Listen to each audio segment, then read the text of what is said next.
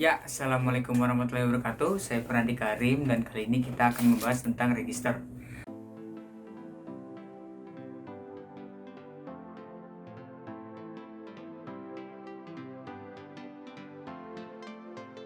Oke, sebenarnya apa sih register itu?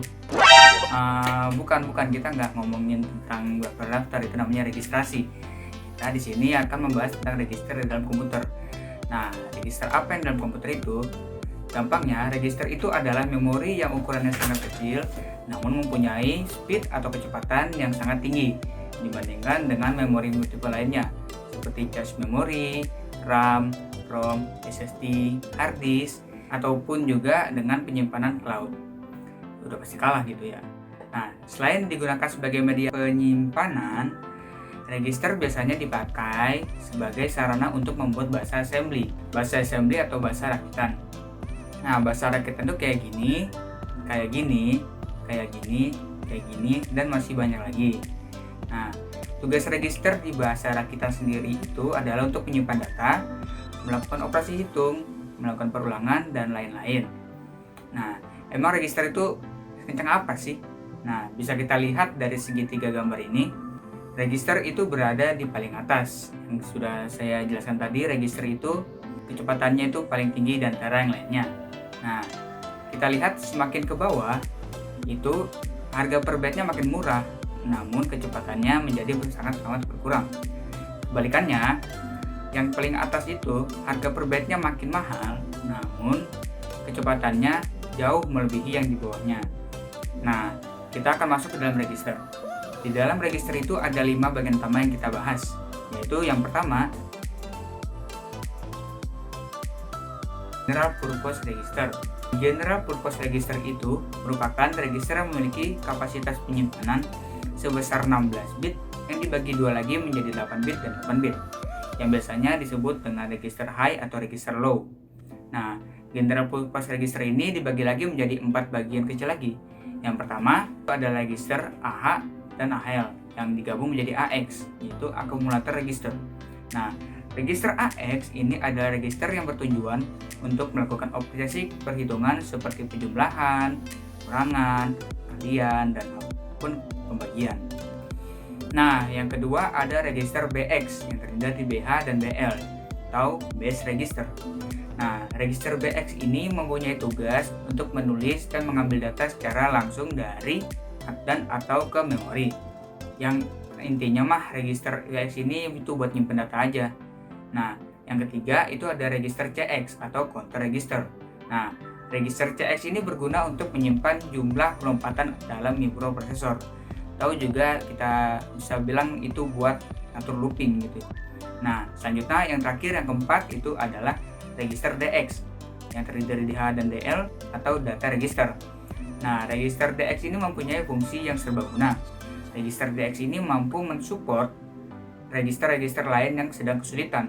Contohnya, untuk mengganti register AX dalam menghitung gitu, terutama perkalian dan pembagian, itu register DX itu bisa.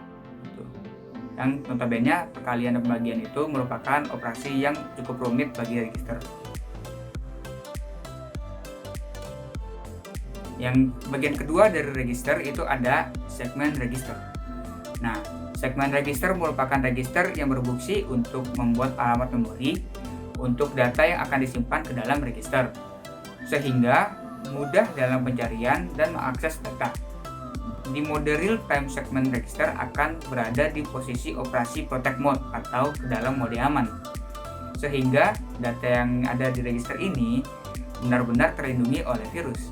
Nah, di segmen register ini punya 4 bagian kecil juga yang berbeda-beda. Nah, kita mulai yang pertama, yaitu code segment atau register CS.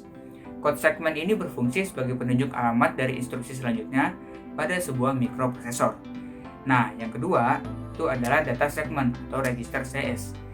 Data segment register ini berfungsi untuk menunjukkan alamat data pada pengiriman ataupun transfer register. Nah, yang ketiga ada stack segment atau CS. Stack segment ini memiliki fungsi untuk pemanggilan dan pengarahan ke program utama, yaitu read pada operasi stack. Dan yang terakhir adalah extra segment register atau biasa disebut register ES. Extra segment register ini sebagai memori tambahan untuk operasi string huruf-huruf pada register CX di General Purpose Register. Selanjutnya kita akan membahas bagian ketiga, yaitu pointer register. Nah, apa sih pointer register itu? Pointer register merupakan register yang berfungsi sebagai memori penyimpanan offset dari suatu relative address. Pointer register mampu menunjukkan alamat dari sebuah data pada lokasi memori yang digunakan pada saat ada perpindahan dan ke memori. Operasi stack, baik itu push maupun pop, dari alamat dari sebuah instruksi pada mikroprosesor. Nah, di dalam pointer register juga terdapat 3 bagian kecil lagi. Nah, mari kita bahas satu persatu. Yang pertama, ada register IP atau user pointer. Register IP ini mempunyai fungsi untuk menunjukkan alamat instruksi atau baris perintah pada sebuah program. Nah, yang kedua, ada yang namanya register SP, yaitu stack pointer. Stack pointer bertujuan untuk menunjukkan byte terakhir pada operasi stack. Dan yang terakhir ada register BP atau base pointer. Base pointer ini berfungsi kurang lebih mirip dengan register BX yang ada di General Purpose Register, yaitu membaca dan menulis data secara langsung dari atau ke memori. Nah, selanjutnya kita masuk ke bagian 4, yaitu index register. Nah, index register bekerja sangat mirip dengan pointer register.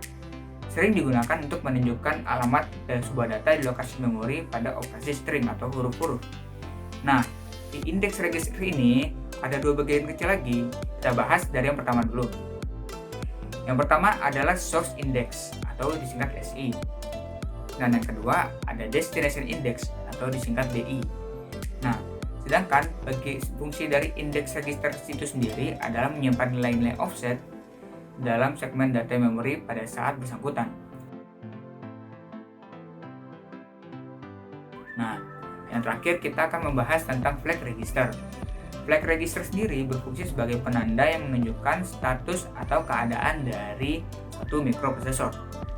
Bit-bit data pada flag register yang berfungsi sebagai penanda status akan mengalami perubahan tergantung pada proses yang sedang berlangsung. Flag register ini kebagi menjadi kode-kode bit yang ada pada gambar berikut ini. Nah, di sini ada beberapa blok dan juga ada beberapa keterangan. Kita bahas satu persatu. Yang pertama, C atau carry dengan nilai 1 berarti carry out, kalau 0 berarti tidak ada carry out. Yang kedua ada P parity dengan nilai 1 berarti paritas genap, kalau 0 berarti paritas ganjil.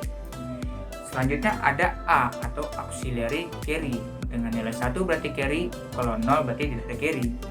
Selanjutnya ada Z atau 0 dengan nilai satunya itu hasilnya 0, kalau 0 bukan 0. Nah, lalu ada S atau sign yang nilai satunya itu berarti negatif, kalau 0 berarti positif. Lalu ada T atau trap, bila di set 1 kemungkinan melakukan debugging. Yang I merupakan interrupt dengan nilai 1 berarti INTR enable dan 0 berarti INTR disable. Nah, yang D atau direction dengan nilai 1 berarti cacahan turun, kalau 0 berarti cacahan naik. Nah, yang O yang terakhir adalah overflow, ini menunjukkan adanya kelebihan kapasitas atau tidak. Nah, selain di gambar ini, ada juga beberapa yang tidak berada di gambar ini, akan saya jelaskan. Yang pertama, IOPL atau Input Output Privilege Level untuk Protected Mode. Lalu untuk NT atau Nested Task, yaitu sebagai tanda indikasi dari penggabungan dengan operasi lain. Lalu ada RF atau ReSum sebagai tanda untuk debugging. Lalu VF atau Virtual Mode sebagai tanda untuk operasi virtual pada Protected Mode. Yang terakhir ada AC atau Alignment Check sebagai tanda untuk data word ke alamat memori. Nah, mungkin sekian aja pembahasan kita tentang register. Bila ada pertanyaan silakan tanyakan di bawah ini. Terima kasih, kurang lebihnya mohon maaf. Wassalamualaikum warahmatullahi wabarakatuh.